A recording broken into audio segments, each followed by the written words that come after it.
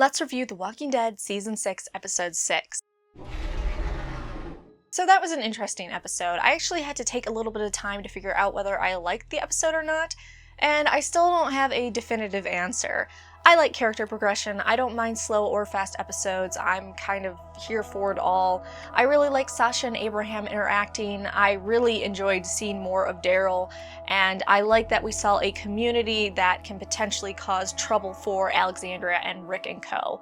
But I still just don't know whether I liked this episode or not. I know I didn't hate it, but when I was writing up notes for this, usually for a Walking Dead review, I have pages and pages of notes, and this one I struggled to even write out a page.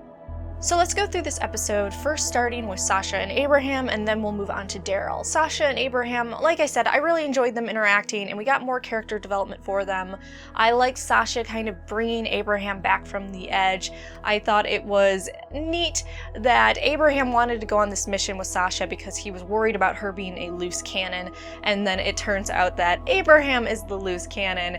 And when he finally realized that he thought this woman was just suicidal and still crazy, and she's actually saner than he is, and she was the one there to kind of pull Abraham back and created this moment where he could have this epiphany and realize that he's the one that's not coping as well with this environment. But I think Abraham's personality has always been a little bit on edge. I think even before the apocalypse, he was a very get things done, take action sort of man.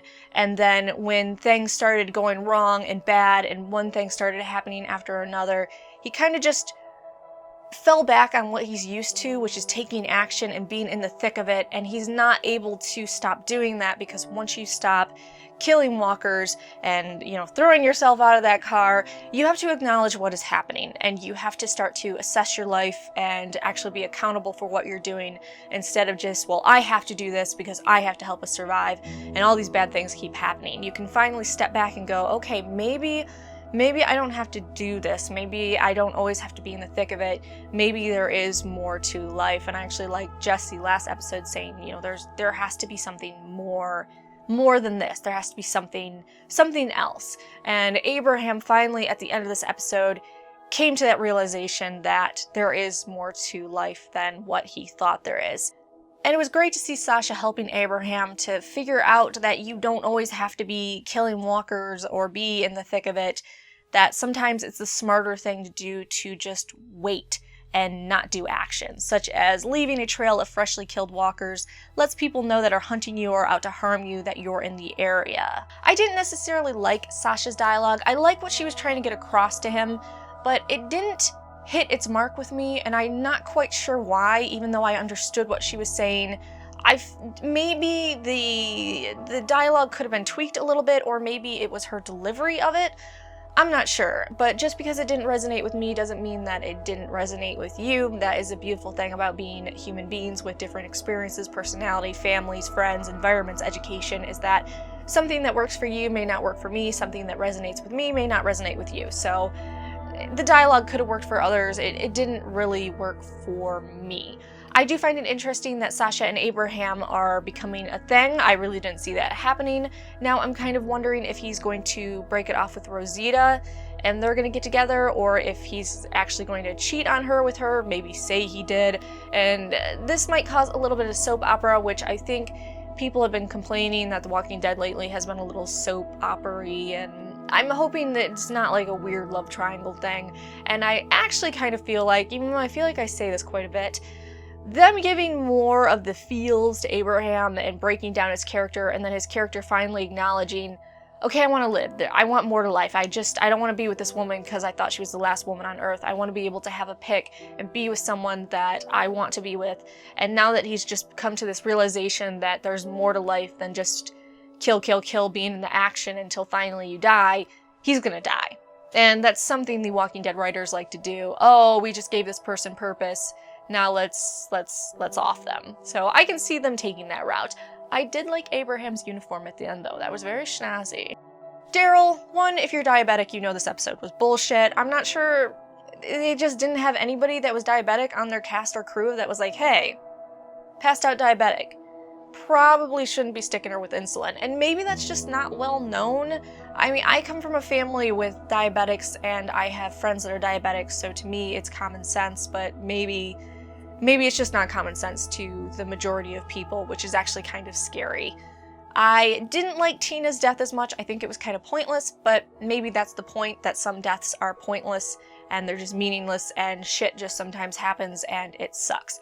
Oh, we went out of our way to get you this insulin and now all that was in, it didn't matter because you're gone. I did enjoy hearing about another band of survivors and what they did at the breakout, and loved this new community potential threat.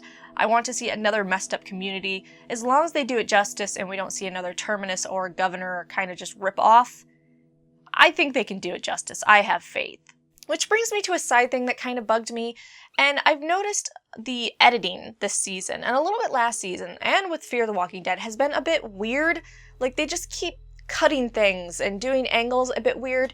When the guys were hunting the man and the two women, and then Daryl makes the noise, and he comes around to the boulder walker, it was a really weird angle shot that just doesn't seem like it should have happened, and it was a little bit puzzling, and honestly it just felt like a cheap use of it, just because they wanted to get the hunters out of the area and have them move on so that Daryl and the man and the women could have their thing. So it felt a little bit cheap to me is all.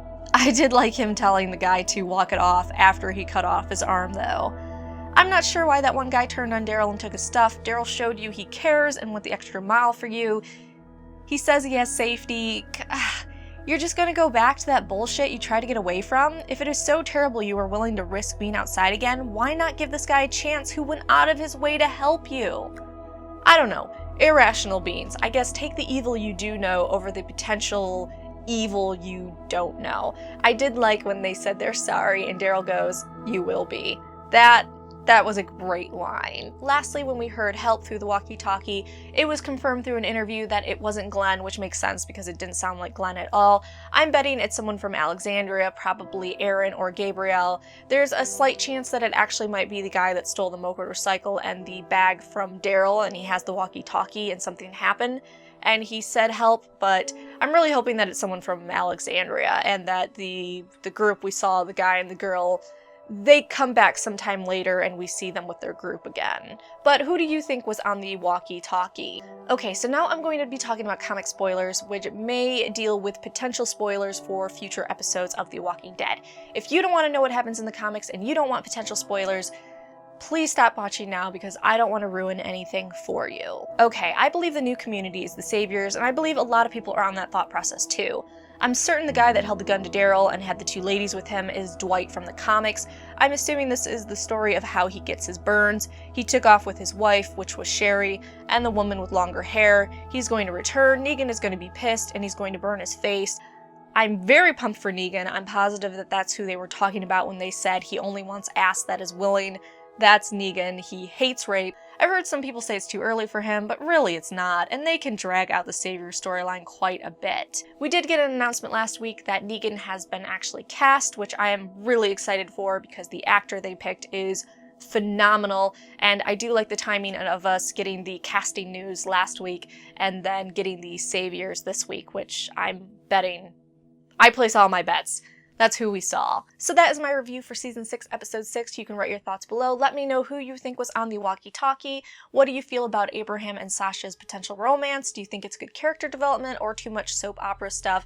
And what do you think is going to happen next episode? Besides that, make sure you come back every week for Walking Dead reviews. Comics vs. Show will be this week featuring Episode 5 and 6. Besides that, we have Game of Thrones history, Star Wars, and comic videos.